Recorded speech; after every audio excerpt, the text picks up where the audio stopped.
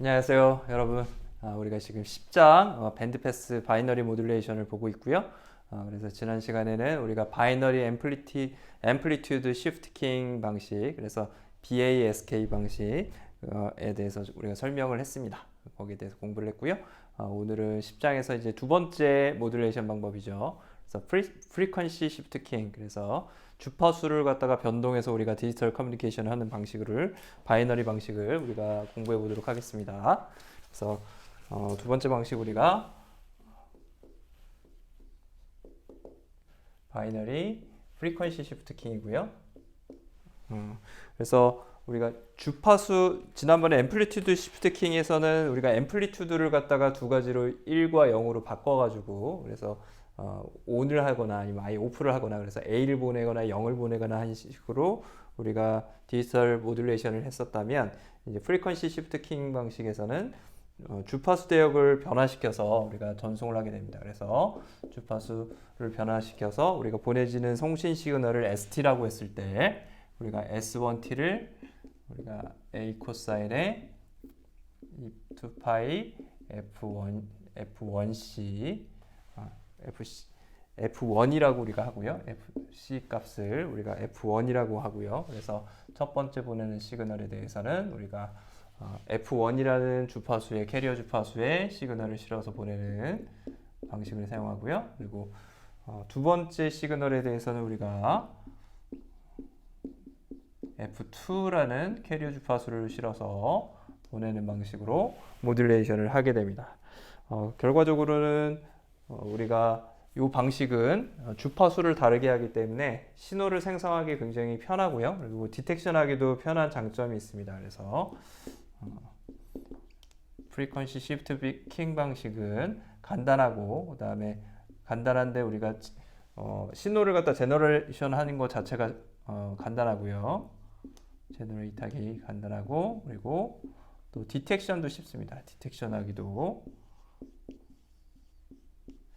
디텍트하기도 쉽다라는 장점이 있고요. 그리고 또 로버스하고 상대적으로 앰플리튜드 시프트 킹 방식에 비해서는 우리가 주파수 영역에 대해서 신호를 실어서 보내기 때문에 주파수에 대해서 신호를 실어서 보내기 때문에 앰플리튜드가 바뀌는 거에 대해서 좀 더 강인한 점이 있겠죠.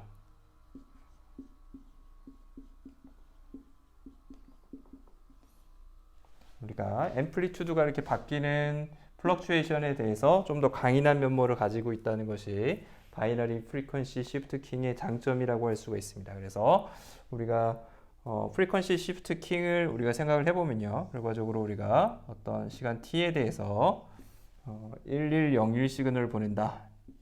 01 시그널을 보낸다라고 하면 프리퀀시 시프트 킹은 어떻게 표현할 수 있게 되냐면 1일 때는 빠른 주파수를 사용하는 거죠. 빠른 주파수를 사용하고요. 0일 때는 우리가 천천히 변하는 주파수를 사용하는 겁니다. 1일 때는 빠른 주파수 사용하는 이런 시그널을 우리가 그래서 0일 때는 우리가 상대적으로 천천히 변하는 주파수 대역을 사용해서 F2를 사용해서 가는 거죠. 그래서 주파수 F1과 F1인 놈과 우리가 주파수 F2인 놈을 구분해서 디지털 모듈레이션을 해주는 방식을 우리가 생각할 수 있을 겁니다.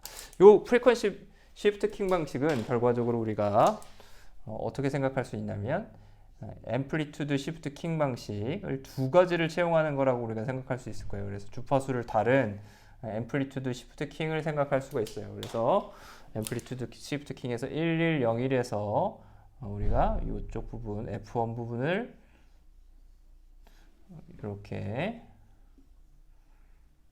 이렇게 1 아니면 0 이렇게 보내는 방식으로 앰플리튜드 시프트 킹이라고 생각하고 F1 주파수를 가진 앰플리튜드 시프트 킹 방식과 그 다음에 우리가 앰플리튜드 시프트 킹 방식을 F2에 대해서 또 보는 거죠. F2에 대해서 이렇게 주어지는 1101에 대해서 0일 때만 이 값을 또 우리가 앰플리튜드 킹 방식을 사용해서 사용한다라고 하면 그래서 F2를 사용하는 이런 방식의 나머지는 이제 0을 보내는 거죠. 앰플리튜드 시프트 킹 온오프 킹 방식이니까 1일 때는 0을 보내는 이 방식에 대해서 우리가 두 개가 더해진 방식이다라고 생각할 수가 있죠. 그래서 앰플리튜드 시프트 킹 방식에서 주파수 F1과 F2를 가지고 두 개를 이렇게 온오프 킹을 두 개를 더하면 결과적으로 프리퀀시 시프트 킹을 만들 수가 있다는 것입니다. 그래서 두 개가 동일하다는 것이고요. 그럼 이 방식은 결과적으로 앰플리튜드 시프트 킹 방식에 우리가 파워 스펙트럴 덴시티를 갖다가 F1과 F2가 있는 지점을 두 개를 갖다 계속 반복하는 거라고 우리가 생각할 수 있을 겁니다. 그래서 우리가 파워 스펙트럴 덴시티를 보게 되면 주파수 영역에서 우리가 파워 스펙트럴 덴시티를 관찰하면 바이너리 프리퀀시 시프트 킹 방식에서는 우리가 센터 주파수가 캐리어 주파수가 있겠죠. 그 캐리어 주파수를 기준으로 해서 우리가 F1과 F2 지점에서 주파수를 이렇게 서로 다르게 가지게 될 것이고요. 그래서 이 F1과 F2에서 각각 여기서 주어졌던 F1의 온오프 킹 방식에서 주어졌던 스펙트럼이 이렇게 주어지게 될 거고요. 그리고 빨간색 F2를 중심으로 하는 온오프 킹 방식 ASK 이 방식의 주파수 대역들이 이렇게 주어지게 될 겁니다.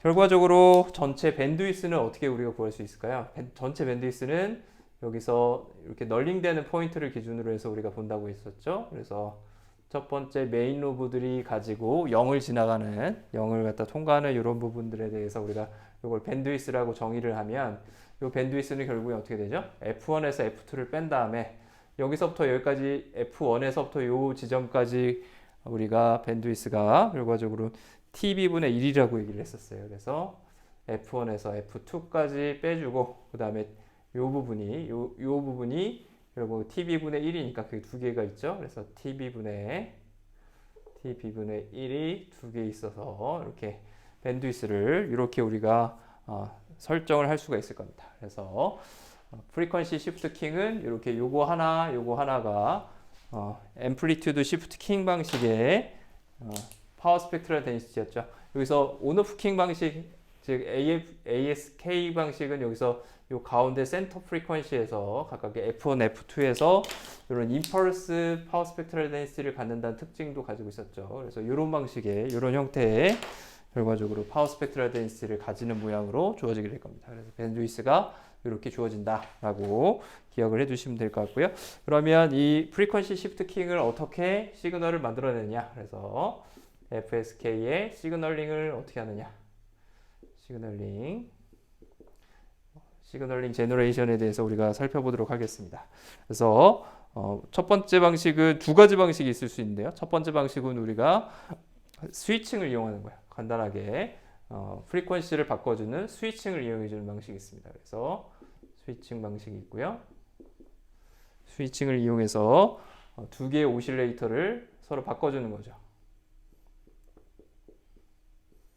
두 개의 오실레이터들을 주파수를 다르게 해놓고 그 두 가지를 다르게 우리가 공략하는 방법이 있습니다. 그게 첫 번째 방법이라고 할 수 있고요.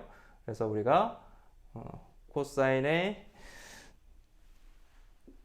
첫 번째 주파수 대역 코사인의 2파이 F1t 첫 번째 캐리어 주파수를 만들어내는 오실레이터, 그리고 두 번째 주파수를 만들어내는 코사인 2파이 F2t를 만들어내는 오실레이터, 이 두 개에서 신호를 뽑아서 그 신호를 우리가 스위칭할 수 있겠죠.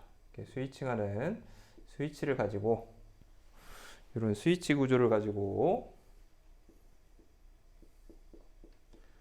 우리가 시그널을 제너레이션 할 수 있을 겁니다. 그러면 나온 시그널을 가지고 우리가 결과적으로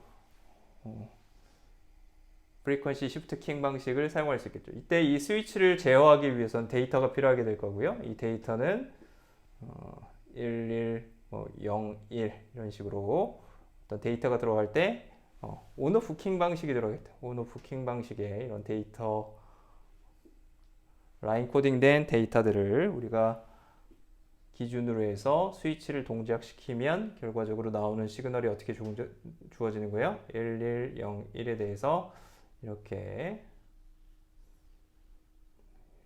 주어지는 거죠.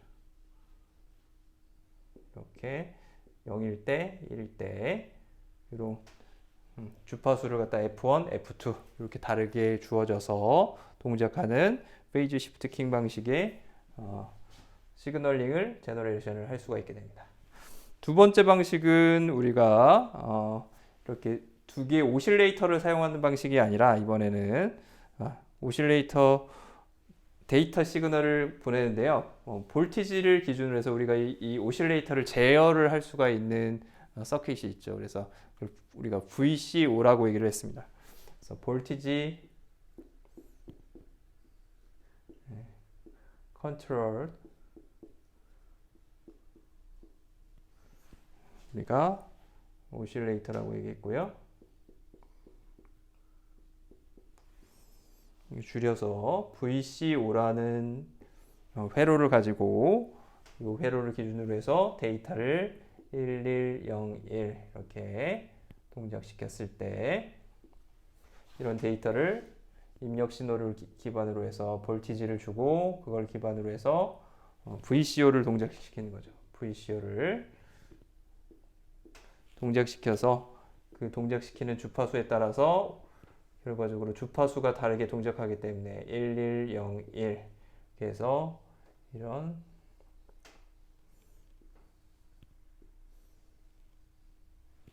이런 우리가 페이즈 시프트 킹 방식이 나올 수 있게 된다는 것입니다. 그래서 두 가지 방식이 이렇게 존재하는데요. 우리가 스위치를 이용했을 때 이제 문제점들이 있습니다. 스위치를 이용했을 때는 이 시그널 자체에서 0101 시그널이 이렇게 나오는 이 지점에서 페이즈가 좀 다르게 나올 수 있어요. 이렇게 해서 코사인 2파이 F1T가 이렇게 딱 그려지고 나서 0이 이렇게 0을 기준으로 해서 F2T의 시작 지점을 딱 맞춰서 이렇게 스위칭이 딱 되면 좋은데 여기 시프트 될 수 있잖아요. 이 값들이 시프트 돼서 실제로는 이런 값으로 나올 수 있겠죠. 이렇게 주어진 값이 나올 수 있습니다. 그래서 이런 지점에서 디스컨티뉴한 그런 지점들이 나올 수가 있어요. 그래서 컨티뉴어스한 그런 지점들이 나올 수가 있습니다. 그런 커브들이 나올 수가 있고요. 디스컨티뉴어스한 웨이브폼이 만들어지게 되는 문제점을 가지고 있겠죠. 대신에 이런 우리가 볼티지 컨트롤드 오실레이터를 이용해 주면 이 지점들이 컨티뉴어스하다는 장점들을 가지고 있어요. 그래서 컨티뉴어스하고 페이지가 이렇게 바뀌어서 디스컨티뉴어스한 모양들을 만들지 않는다는 그런 점들이 있습니다. 그래서 두 가지를 비교해 보면 이렇게 디스컨티뉴어스한 웨이브폼이 만들어지고 그거하고 비교해서 이렇게 이어지는 연속적인 웨이브폼이 어떤 장점을 가지냐면 결과적으로 여기는 주파수가 굉장히 빨리 변할 수밖에 없는 거죠. 그래서 이런 사이드 로브들이 상대적으로 굉장히 작아지는 거죠. 주파수가 커지는 이런 사이드 로브들이 작아지게 되는 거죠. 그래서 이런 컨티뉴어스 웨이브폼의 장점은 우리가 더 작은 파워 스펙트럴 덴시티의 에너지라고 할 수 있습니다. 그래서 사이드 로브에서의 에너지를 가지게 된다는 것이죠. 그래서 파워 스펙트럴 덴시티에서 어디서 그렇게 가지게 되냐면 파워 스펙트럴 덴시티에서 우리가 더 작은 사이드 로브 에너지를 가지게 되는 모양을 가지게 되기 때문에 주파수 대역을 더 효율적으로 사용할 수 있게 된다라는 장점이 있어서 우리가 스위칭 방식보다는 VCO 방식으로 프리퀀시 시프트 킹 방식을 사용하는 것이 좀 더 유리하다라고 얘기를 할 수가 있습니다. 그래서 실질적으로 우리가 VCO를 하는 방식을 선호할 수 있다라는 것이고요.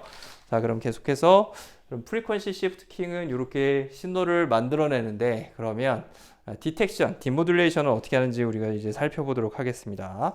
그래서 디모듈레이션에 대해서 신호의 복호죠. 우리가 바이너리 프리퀀시 시프트 킹을 어떻게 복호하는지, 디텍션 하는지에 대해서 살펴보도록 하겠습니다. 그래서 두 가지 방식이 있다고 했었죠. 우리가 바이너리 모듈레이션 방식, 밴드 패스 시그널을 우리가 디모듈레이션 하는 방식에는 코헤런트 방식이 있고 non 코헤런트 방식이 있었죠. 그래서 우리가 앰플리튜드 시프트 킹 방식, 온오프 킹 방식에서도 non 코헤런트 방식이 한 1dB 내외로 조금 더 성능이 좋았었죠. non 코헤런트 방식에 비해서. 그러면 우리가 프리퀀시 시프트 킹 방식에서도 두 가지 방식을 동시에 우리가 생각을 해볼 수가 있습니다. 그래서 첫 번째는 우리가 코헤런트 방식을 생각해 볼 수가 있는데요. 첫 번째 우리가 코헤런트 방식을 생각해 보겠습니다. 코헤런트 디텍션 방식을 생각해 볼 수 있을 것이고요. 코헤런트 디텍션 방식은 우리가 앞에서 봤던 것처럼 매치드 필터 그리고 결국엔 코릴레이션 리시버를 사용하게 되죠. 그래서 코헤런트 디텍션이라는 것은 매치드 필터 혹은 우리가 코릴레이션 리시버를 이용해 준다라고 생각해 주면 되고요. 두 개가 수학적으로 동일했었죠. 그래서 우리가 코릴레이션 리시버로 표현을 해주면 어떤 시그널 RT가 들어오면 여기에 S1T, S2T가 여기에 실려서 들어오는 거죠. 그러면 여기에 우리가 믹서를 통해서 시그널을 곱해주는데 S1T, S2T를 각각 곱해주고요. 그 다음에 우리가 인테그레이터를 통해서 시그널을 우리가 적분을 해줍니다. 여기도 인테그레이터를 각각 적분을 해주죠. 이렇게 들어온 시그널에 대해서 적분기를 돌려주고요. 그럼 이 시그널을 우리가 Y1T, 아래쪽 시그널은 Y2T라고 우리가 생각할 수 있을 거고요. 그 두 개 시그널의 차이를 기준으로 해서 플러스 마이너스에서 더해주는 거죠. 이 차이의 값을 기준으로 해서 우리가 YT 값을 잡습니다. YT를 잡고요. 그러면 우리가 샘플링을 통해서 T equal TB 값을 통해서 나오는 값을 우리가 Y라고 할 수가 있을 거고요. YT 값에다 스몰 t 값에다가 라지 TB 값을 우리가 넣어준 거죠. 그리고 나온 요 y라는 값을 우리가 decision variable로 생각해서 이 decision variable을 기준으로 해서 어떤 threshold보다 크면 1, 작으면 0 이렇게 우리가 decision을 내릴 수가 있을 겁니다. 그러면 어떤 i번째 비트에 대한 0101을 우리가 판별을 할 수가 있게 될 것이고요. 이것이 이제 우리가 얘기하는 correlation detection 방식이죠. correlation receiver. 요 블럭이 뭐였어요? 요 블럭이 결국에 매치드 필터하고 똑같은 블럭이죠. 요 T equal TB 기준에서 decision variable을 만드는 기준에서 RT에서부터 Y까지 요 주어지는 수식이 매치드 필터랑 똑같다 그랬습니다. 이제 Y가 뭔지를 우리가 봐야 되고요. Y에서 주어지는 우리가 desired 시그널과 우리가 원하는 보내려는 시그널의 수신된 시그널이 뭐냐? 그걸 우리가 A1이라고 놨고요. 노이즈를 NO라고 놨습니다. NO라고 놨고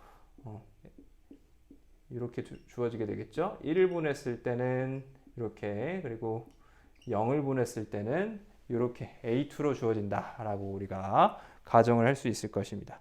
그러면 A1은 어떻게 되죠? A1은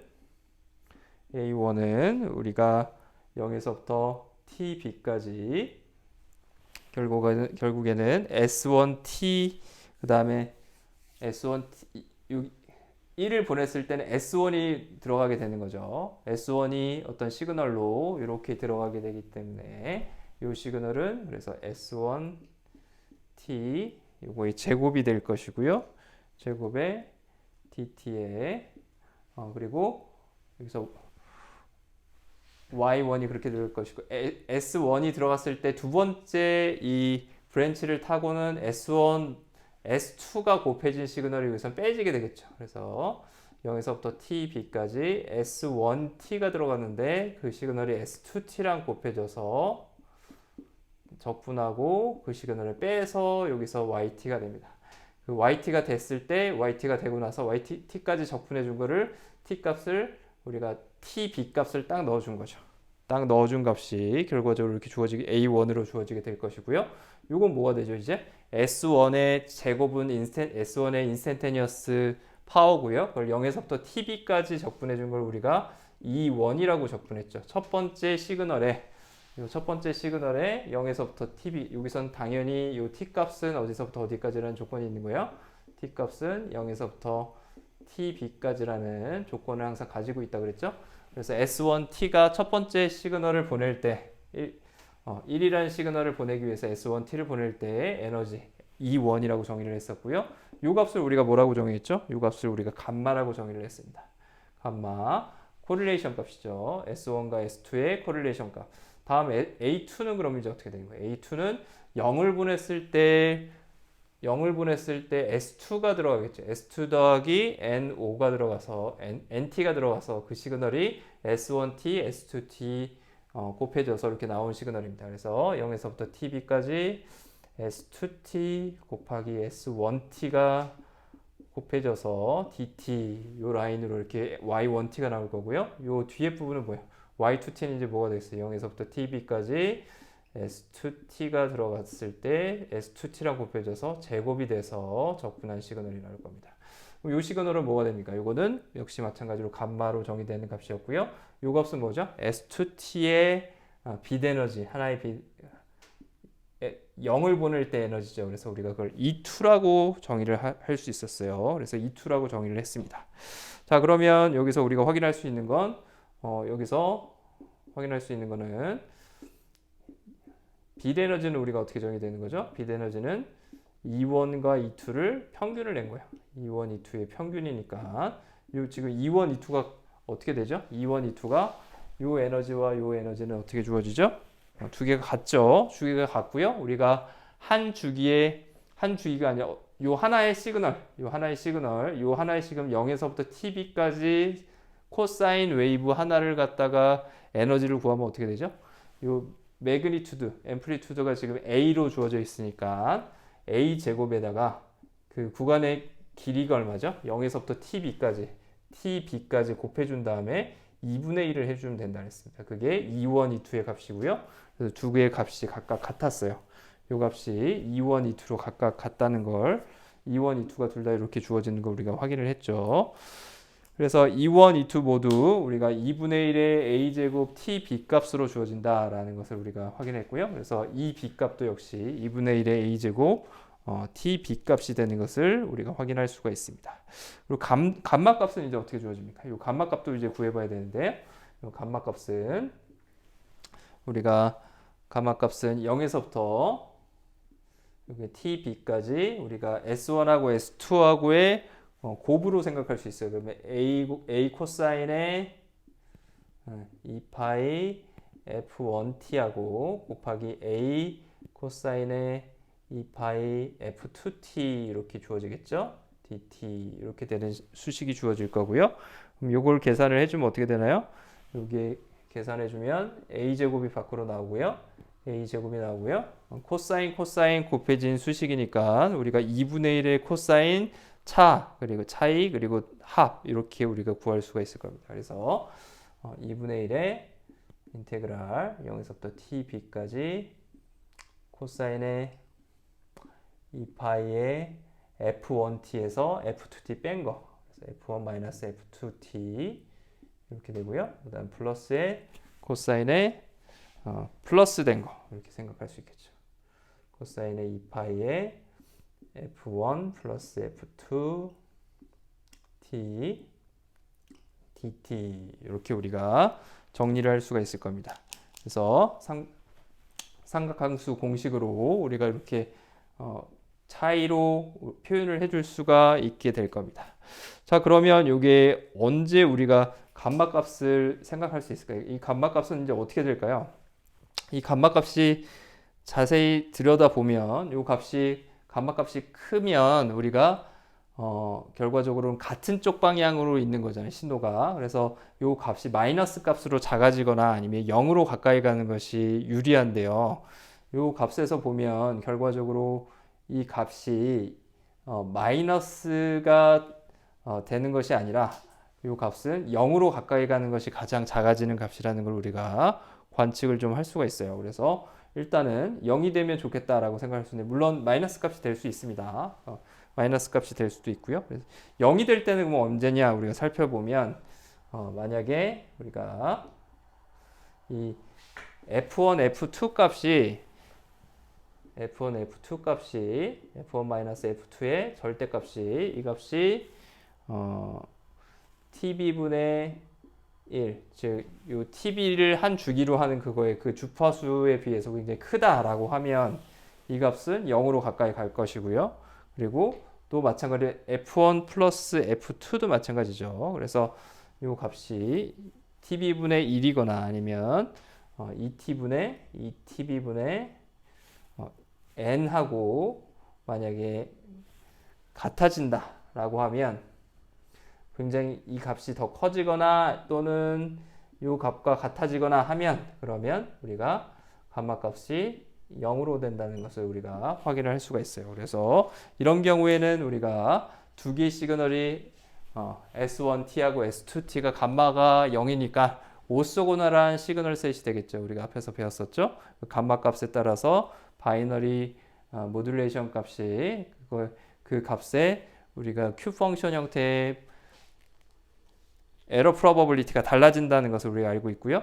그 값이 달라질 때 감마 값에 의해서 의존하는데 그 오소고널한 시그널일 때는 감마 값이 0이 된다고 그랬습니다.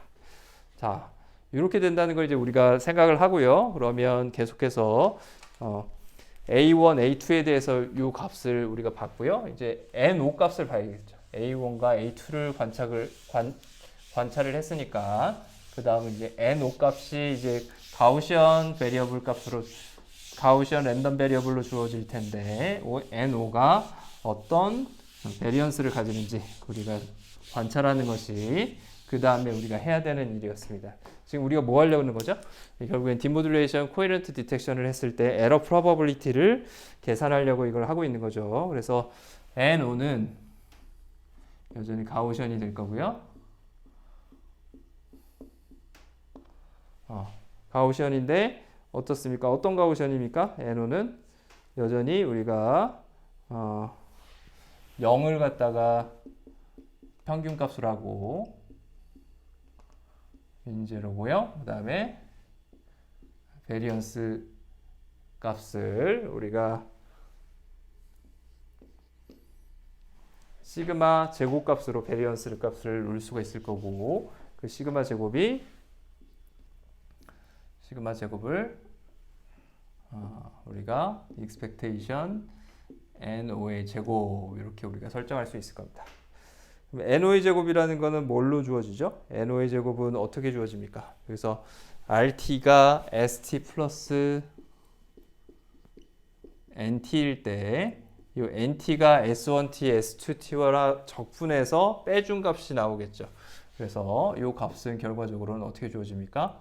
0에서부터 TB까지 NT 곱하기 S1T 그리고 여기 expectation이 빠졌네요. expectation equal expectation에 전체 제곱을 해줘야겠죠. 요거 dt 빼기 0에서부터 tb까지 nt s2t dt를 우리가 전체 제곱해서 expectation 해준 연산과 같게 주어지게 될 거예요. 결과적으로 요거의 expectation을 어떻게 우리가 구할 수 있죠? 요 nt 값하고 n타우 값하고 제곱해 주니까 결국 요거의 제곱 빼기 해준 값이 될 거고요. 그리고 이 값하고 요 값을 우리가 곱해 준 값 전체 요거 곱하기 요거가 두 개 나오죠. 마이너스 값으로. 그 값은 어떻게 되겠어요? 결국에 nt하고 여기서 nt는 서로 다른 결과적으로 결과가 나오기 때문에 요 값하고 요거 한 거 각각은 요 결과하고 요 결과는 각각 다른 인디펜던트한 가우시언이 되고요. 그래서 각각의 요 가우시언 값의 expectation은 우리가 앞에서 구한 것처럼 2분의 a제곱에